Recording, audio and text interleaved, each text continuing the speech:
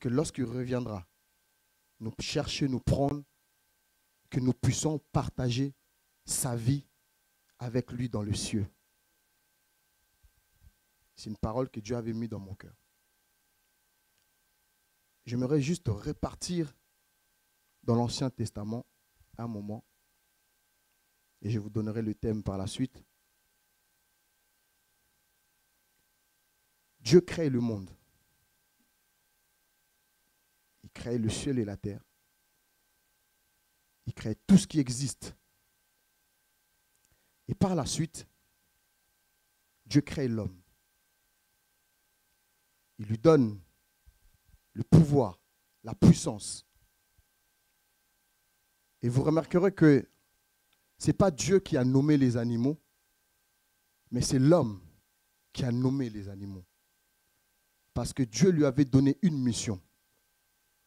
C'est-à-dire, dès le commencement de la création, Dieu a donné une mission à l'homme. Ça a commencé avec Adam. Dieu lui donne la mission. Adam vient vers les animaux et commence à nommer les animaux un par un. Toi, tu t'appelleras lion. Toi, tu t'appelleras girafe. Toi, tu t'appelleras... Et ainsi de suite. Et Dieu, dans son amour, dans sa puissance, dans sa fidélité, dans son intelligence et sa sagesse, a compris qu'il y avait quelque chose qui n'allait pas à cet instant-là.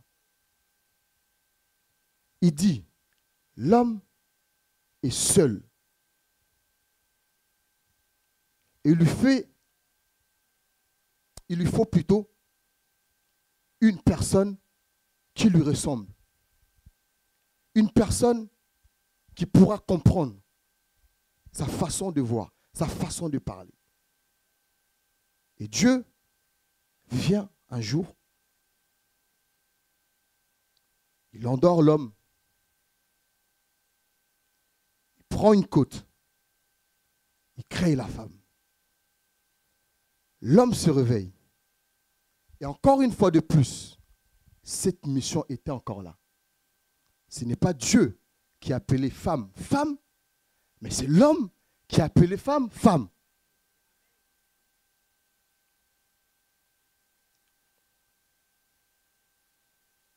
Le temps passe, le diable vient se présenter à la femme et non à l'homme. Il se présente, rusé qu'il était, il commence à parler avec la femme. Est-ce que Dieu a dit réellement, si tu manges, tu mourras? La femme n'avait pas la révélation.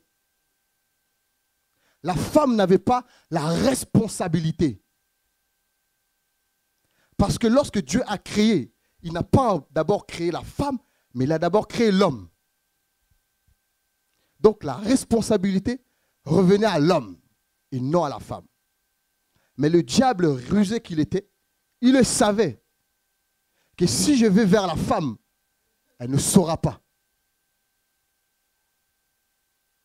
Et lorsqu'il vient vers la femme, en discussion avec la femme prend le fruit, elle mange. Elle va vers son mari, elle séduit son mari. Et son mari mange aussi. Et Dieu voit tout, la Bible le dit. Il connaît tout, il est partout. Il appelle l'homme. Adam, Adam, où es-tu? Seigneur, je suis là, mais je ne te vois pas. Mais Dieu le voyait. Je me cache. Pourquoi te caches-tu? Parce qu'il avait mangé le fruit défendu.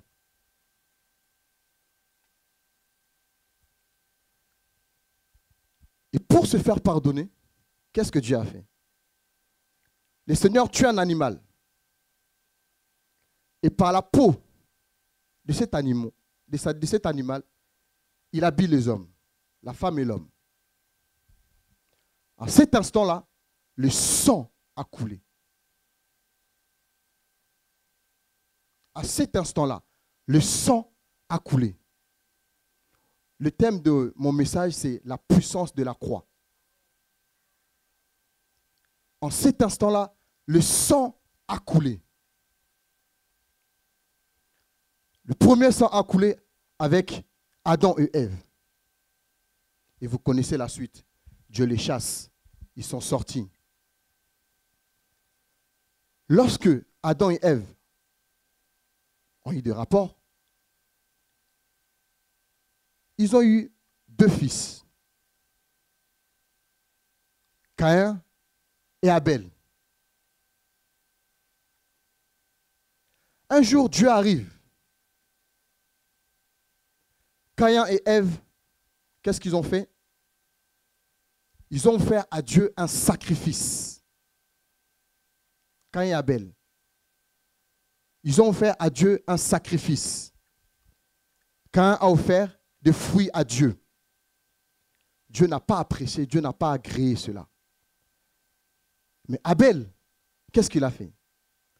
Il a donné le premier-né de son troupeau. Donc, là encore, pour la 2e fois, le sang a été versé. Alléluia. Vous connaissez la suite. Il a tué son frère.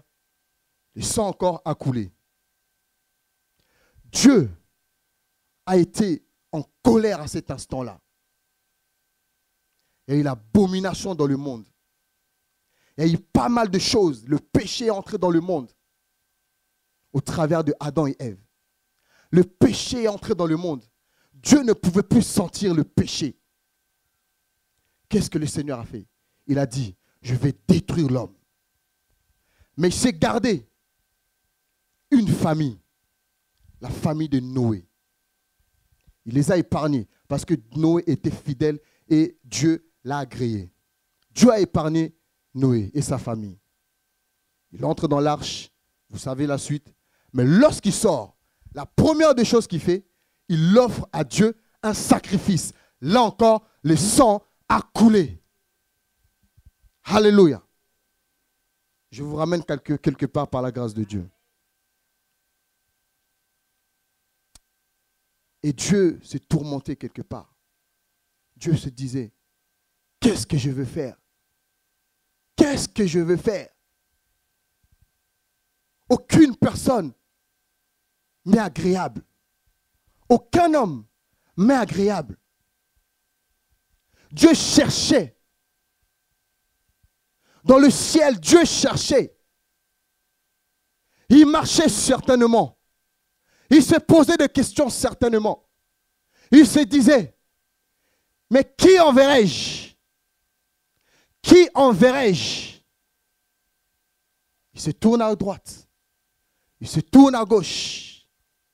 Il envoie les prophètes. Mais personne n'arrivait à détruire la puissance du péché. Alléluia.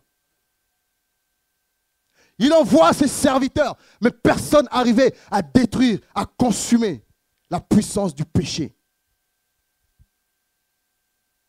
Alléluia. Dans le livre de Psaume 40, au 7e verset, il est écrit, tu as voulu ni holocauste, ni sacrifice. Je viens, ô Père, pour faire ta volonté. Il a cherché parmi les anges. Aucun ange était digne. Il a cherché parmi les chérubins. Aucun chérubin était digne. Et quelqu'un se présente devant Dieu et il dit, mais voici, ô Père, pour faire ta volonté. C'était son unique, son fils unique. Jean 3,16 nous dit, car Dieu a tant aimé le monde qu'il a donné son fils unique, afin que quiconque croit en lui ne périsse point, mais qui ait la vie éternelle. Nous voyons cette image-là d'Abraham qui cherchait un enfant. Dieu lui avait fait une promesse. Il lui avait dit, je te donnerai un enfant. Dieu lui a donné un enfant. Mais Dieu vient encore lui rencontrer en lui disant, donne-moi ton fils unique. En cet instant-là, Dieu voulait faire un clin d'œil à ce qui allait arriver. C'était une image de père en fils. Donc, Abraham représentait Dieu et le fils d'Abraham représentait le Seigneur Jésus-Christ qui devait mourir. Et par là, Christ arrive sur la terre. Il marche. Petit, personne ne le connaissait. Il était comme tout le monde. Il faisait des choses comme tout le monde.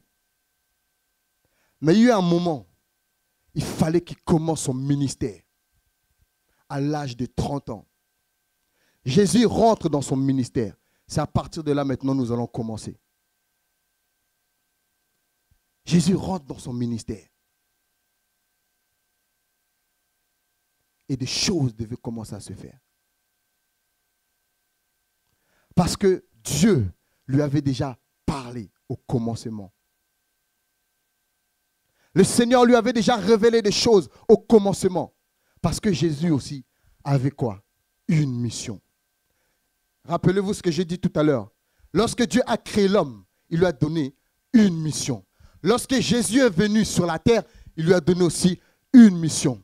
De la même manière, l'homme a eu une mission, a échoué. De la même manière, Jésus-Christ avait aussi une mission. Soit il devait échouer, soit il devait réussir la mission. Alléluia. C'est là où on va commencer maintenant. Nous allons prendre le texte. Marc 8, 34.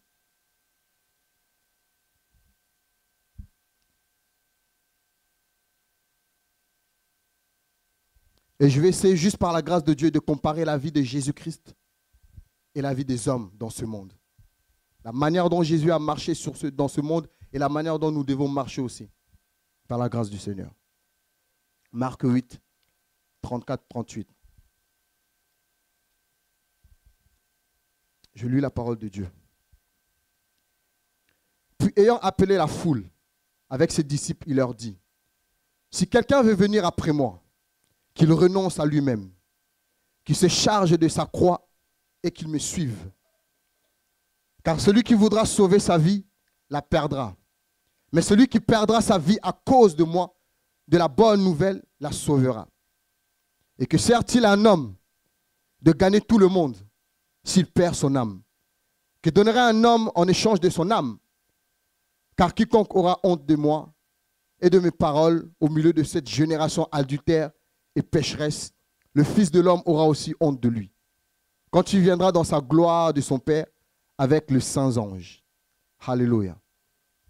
Et nous allons lire un autre texte, Marc 10, 28. Je lis la parole de Dieu. Pierre se mit à lui dire, voici, nous avons tout quitté et nous t'avons suivi. Jésus répondit, je vous l'ai dit en vérité, il n'est personne qui aura quitté à cause de moi et à cause de la bonne nouvelle sa maison, ou ses frères, ou ses sœurs, ou sa mère, ou son père, ou ses enfants, ou ses terres, ne reçoivent au centuple présentement de ce siècle-ci de maisons, de frères, de sœurs, de mères, des enfants et de terres avec de persécutions et dans le siècle à venir, la vie éternelle. Plusieurs des premiers seront les derniers et plusieurs des derniers seront les premiers. Alléluia.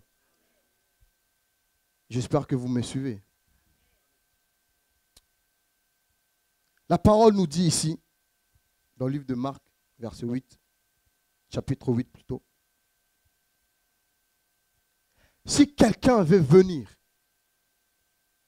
après moi, qu'est-ce que la personne doit faire? Se charger de sa croix. La personne qui veut suivre le Seigneur Jésus-Christ doit d'abord se charger de sa croix.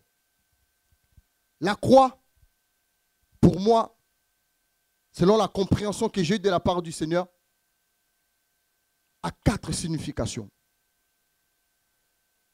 La croix représente premièrement la mort et la vie. Et la croix représente également la loi et la grâce. Alléluia. La mort et la vie, la loi et la grâce. Lorsque j'ai eu, par la grâce du Seigneur, à méditer ce passage, Dieu m'a clairement ouvert les yeux et il m'a montré des choses cachées. La Bible dit, il y a des choses cachées qu'aucun homme ne peut comprendre, que Dieu révèle à ses enfants.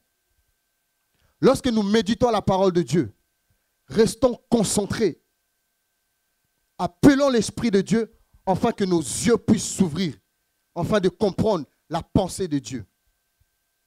La Bible va encore plus loin. La Bible dit une chose qui est très puissante et très profonde.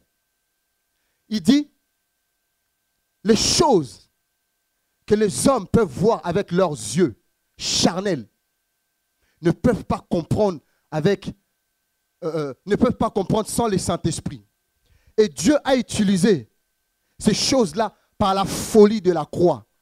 Ce qui fait que les hommes ne pourront jamais comprendre qu'est-ce qu'est la croix si tu ne comprends pas véritablement en ayant le Saint-Esprit. Sans le Saint-Esprit, tu ne peux pas comprendre la parole de Dieu. Sans le Saint-Esprit, Dieu ne pourra pas t'ouvrir les yeux. Et Dieu m'a ramené dans une autre dimension de la compréhension de la puissance de la croix. Qu'est-ce qui s'est passé réellement à la croix et avant la croix? Et Dieu m'a parlé en disant, compare un peu la façon de vivre de Jésus-Christ lorsqu'il était sur la terre, lorsqu'il a pris sa croix et il a fait la route jusqu'à Golgotha, et la façon de l'homme lorsqu'il marche sur la terre jusqu'à ce que moi je revienne. La Bible dit que celui qui veut me suivre doit se charger de sa croix. La croix est synonyme de la souffrance. La croix est synonyme, lorsque les gens te regardent, ils te crachent dessus. Pourquoi? Parce que tu es devenu chrétien, tu es devenue chrétienne. Jésus-Christ n'avait pas de péché. Mais dans le livre de 2 Corinthiens, verset 5, 21, on nous dit, Dieu, lui qui n'avait point de péché, mais Dieu a fait de lui péché pour que nous devenions une bénédiction et une justification auprès de Dieu. Il n'avait pas de péché. Mais Dieu s'est servi de Jésus-Christ. Je vais vous ramener quelque part. À l'époque, lorsqu'on tuait les boucs, on les tuait pourquoi? On offrait à Dieu pourquoi? Lorsqu'un homme péchait, pour se faire pardonner auprès de Dieu, on tuait un animal. Et par le sang de cet animal, Dieu pardonnait le péché. Alléluia. Par le sang de cet animal, Dieu pardonnait le péché. Mais c'était juste pour un temps. C'était temporaire. Parce que tu étais obligé de refaire encore la même chose lorsque tu péchais. Mais Dieu, dans son amour, a compris une chose. Que si je laisse mon peuple ainsi, la loi du péché restera éternelle et l'homme ne pourra jamais hériter le royaume des cieux. Parce que le péché était à l'époque une puissance. Aucun homme ne pouvait se tenir debout devant le péché. Aucun homme ne pouvait résister devant le péché. Alors Dieu a voulu renverser les choses. Et il a envoyé Jésus-Christ. Il arrive Jésus. Jean le reconnaît. Il dit, voici l'agneau de Dieu qui ôte. Mais à cette époque-là, personne ne connaissait le Seigneur. Mais Jean, par révélation, a reconnu que c'est lui qui vient d'arriver. C'est lui qui vient pour ôter le péché. C'est lui qui vient pour enlever le péché. Mais Dieu dit, celui qui veut me suivre doit se charger de sa croix. Et Christ, dans sa marche, s'est chargé aussi de sa croix. Parce que quelque chose devait se passer. Alors Christ devait se charger de sa croix. Et lorsqu'il marchait avec cette croix, les gens l'insultaient. Les gens l'insultaient. Si tu es réellement le Fils de Dieu, sauve-toi. Si tu es réellement le Fils de Dieu, invoque ton Père, afin qu'il puisse te délivrer de cette croix. Et certainement, dans ta marche, les hommes te disent, par rapport à certaines situations que tu vis, si tu es réellement le Fils de Dieu, invoque Dieu pour qu'il puisse te sortir de cette situation. Dans ta marche chrétienne, il y a souvent de douleurs. Il y a parfois des questions que tu te poses, que tu n'as pas de réponse. Suivez-moi très bien. J'essaie juste de prendre la vie de Christ et notre vie. Il a fait la même chose. Nous devons faire plutôt la même chose. Christ a laissé le chemin et nous devons juste suivre le chemin. On l'insultait. On disait du mal de lui. Lorsque tu deviens chrétien, tous tes amis te trouvent bizarre. Lorsque Christ est venu à la synagogue pour parler de lui-même, les gens l'ont trouvé bizarre. Mais il avait quelque chose de Dieu. Et je te dis, tu as quelque chose de Dieu. Lorsque Christ était avec cette croix et qu'il marchait, les gens l'insultaient. Dans ta propre famille, des personnes que tu aimais avant, c'est les mêmes personnes qui te détestent aujourd'hui. La Bible dit, si tu n'abandonnes pas tes parents, ta famille, tes frères, tes sœurs, tu ne seras pas digne du Seigneur. Tu dois quitter. Parce que Christ a quitté aussi.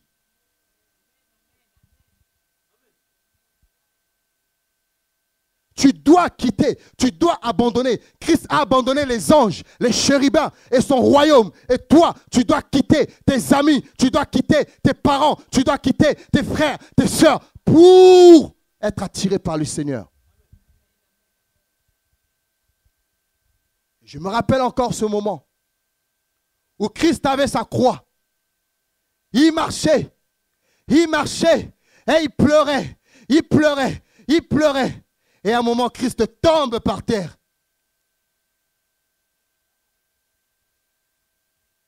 Et une personne qui se nomme au nom de Simon de Cyrène. Il sortait des champs. Il venait de travailler. Les soldats l'appellent. Aide-le. Je vais vous ramener quelque part. Aide-le. Qu'y a-t-il entre Simon et Jésus-Christ? Il n'y avait rien. J'aimerais te dire une chose. Même lorsque tu passes par des moments difficiles, Dieu suscitera un Simon. Dieu suscitera un Simon. Tu ne sauras même pas. Tu ne connais même pas cette personne, mais cette personne arrivera dans ta vie et t'aidera à porter ta croix pendant un moment. Et j'appelle des Simons à cet instant même, au nom de Jésus-Christ. Jésus continue. Il continue parce qu'il devait aller jusqu'à Golgotha. Il continue le chemin. Il continue le chemin. Je vais encore te ramener encore dans une autre dimension.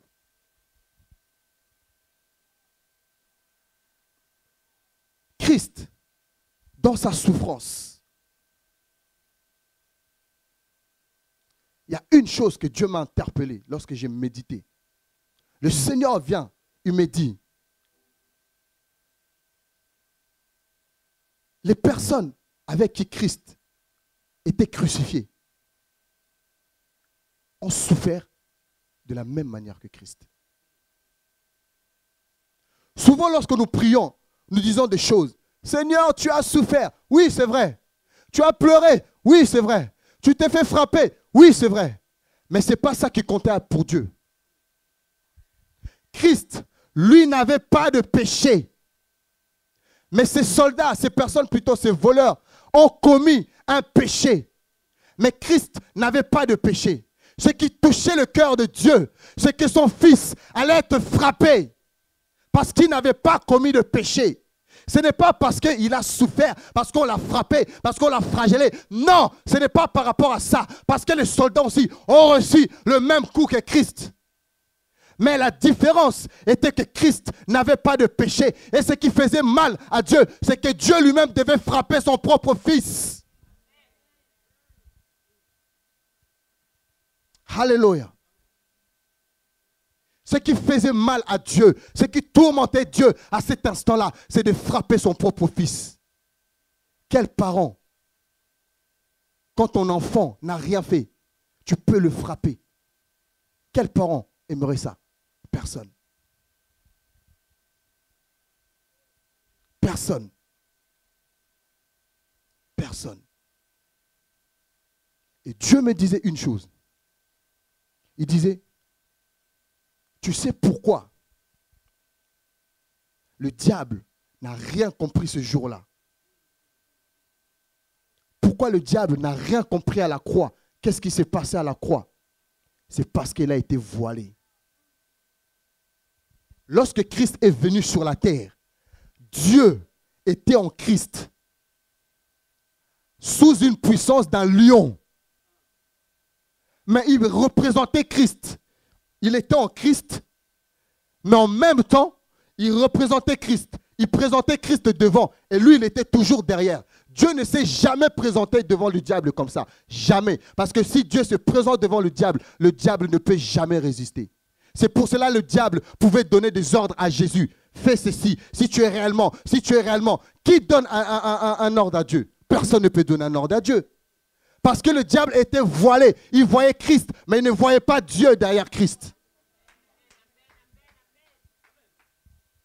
Et ce qui pouvait se passer à la croix, il ne pouvait même pas comprendre. Le diable se disait, le fils, je l'aurais. Tu aurais pu envoyer un ange, j'aurais pu tuer un ange. Maintenant, tu m'envoies ton fils, je tuerai ton fils. Mais il ne savait pas que derrière le fils, il y avait Dieu.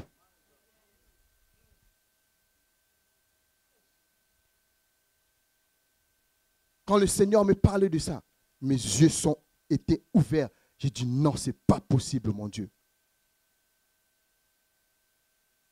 Il a rendu invisible. Et on arrive à la croix. On crucifie le Seigneur. Comme je le disais tout à l'heure, la croix a 4 significations. La loi et la grâce. La vie .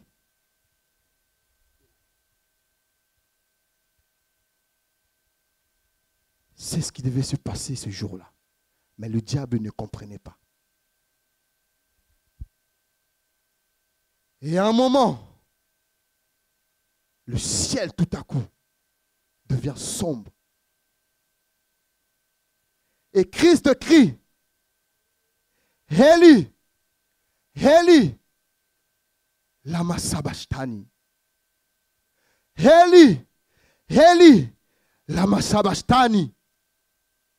Ce qui signifie, Père, Père, pourquoi m'as-tu abandonné? Posez-vous la question. Pourquoi Jésus-Christ a dit, Père, Père, pourquoi m'as-tu abandonné? La Bible dit clairement, Dieu n'abandonne point ses enfants. Mais je vais vous révéler quelque chose que Dieu m'a dit.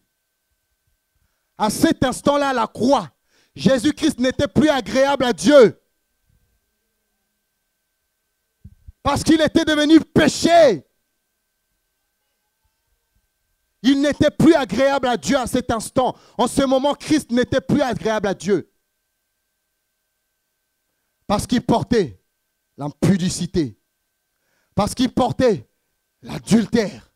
Parce qu'il portait la calomnie.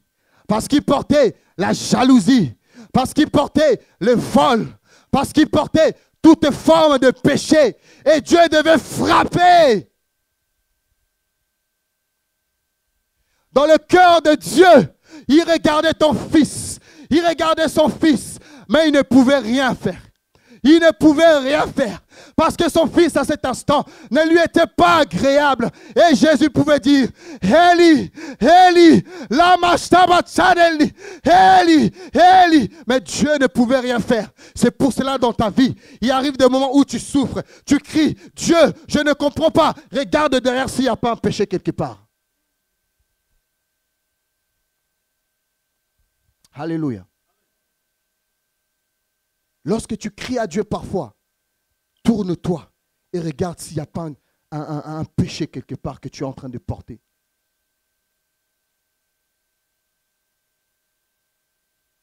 Et dans cette marche, toi et moi, nous sommes appelés à vivre comme le Seigneur. À vivre comme le Seigneur Jésus-Christ. Lorsque Jésus meurt, qu'est-ce qui s'est passé? C'est là encore, Dieu m'a ouvert les yeux. Ils vont dans les profondeurs. Alors dans les profondeurs, pour aller libérer. Et à ce moment-là, le diable se présente à Jésus. Et d'un coup, il y a eu transformation. C'était Dieu qui s'est présenté devant le diable. Et le diable pouvait dire, oh, tu m'as trompé. Oui. Et à ce moment-là, Dieu a repris tous les captifs. Toutes ces personnes qui étaient emprisonnées. Toutes les personnes qui ne pouvaient pas lutter contre le péché. Dieu les a libérées. Dieu les a délivrées. Dieu les a sortis. Et le troisième jour, il revient à la vie.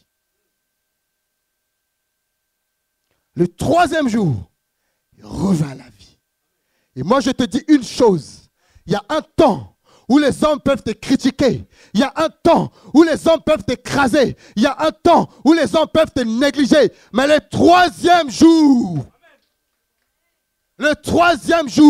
Dieu te présentera. Et lorsqu'il te présentera, il te présentera avec des empreintes. Parce qu'il faut que tout le monde sache d'où tu viens. Alléluia. La puissance de la croix. Que celui qui veut me suivre se charge de sa croix. Souvent lorsqu'on nous dit, il faut passer par le désert. Parfois nous disons, Seigneur, c'est très difficile. Mais mon frère, lorsque tu passes par là, il y a une gloire qui t'attend. Lorsque tu passes par là, tu n'es plus la même personne. Et lorsque Jésus est revenu, c'était difficile pour que les hommes le reconnaissent. Et moi je te dis, ça sera difficile pour que les hommes te reconnaissent. Ça sera difficile pour que les hommes te reconnaissent. Lorsqu'ils te verront, ils diront non, ce n'est pas possible. Ce n'est pas la même personne. Qu'est-ce qui s'est passé dans ta vie? Mais malheureusement, il y aura toujours des Thomas.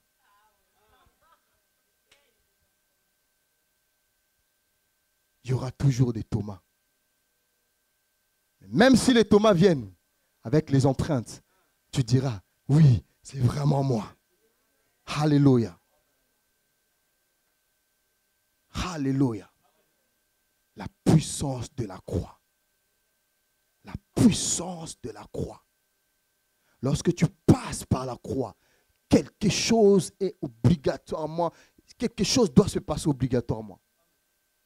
Quelque chose doit se passer obligatoirement. Dieu ne peut pas prendre une personne et le ramener quelque part sans que quelque chose puisse se passer. C'est impossible. C'est impossible.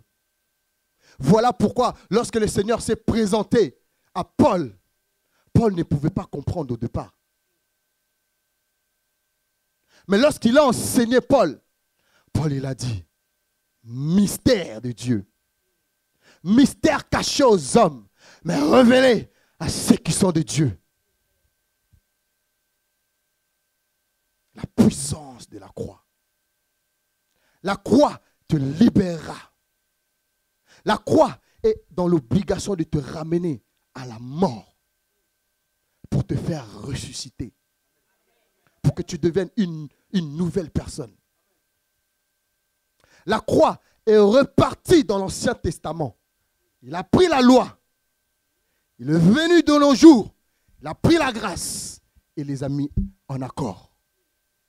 Parce que Christ, lorsqu'il est venu sur la terre, il n'était pas venu pour bannir la loi. Non, pas du tout. Mais pour l'accomplir. Alléluia. Le Seigneur aujourd'hui est venu me voir pour nous partager cela.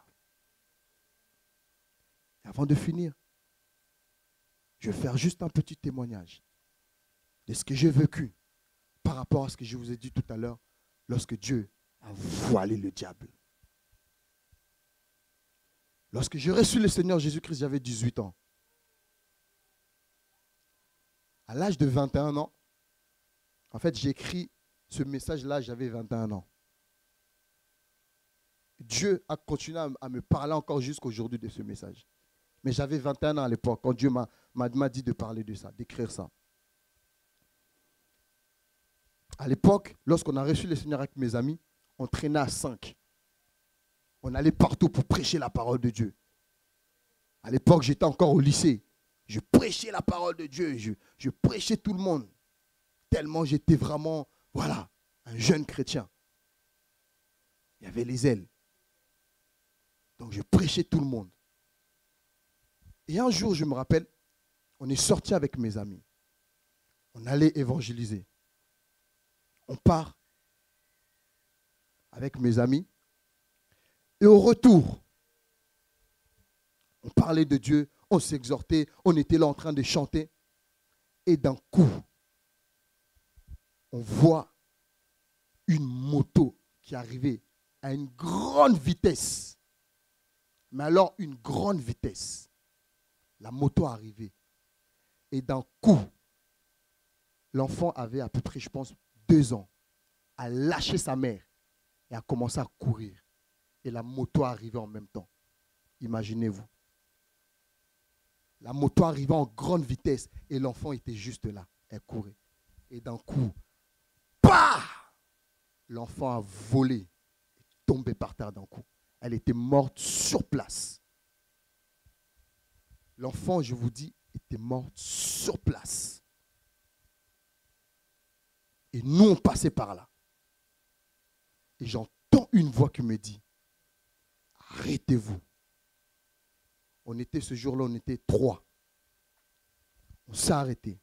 Dieu me dit clairement, dis à tes 2 amis de commencer à intercéder. Et toi, vas-y, parce que j'ai quelque chose à te montrer. J'ai dit à mes amis, commencez à intercéder.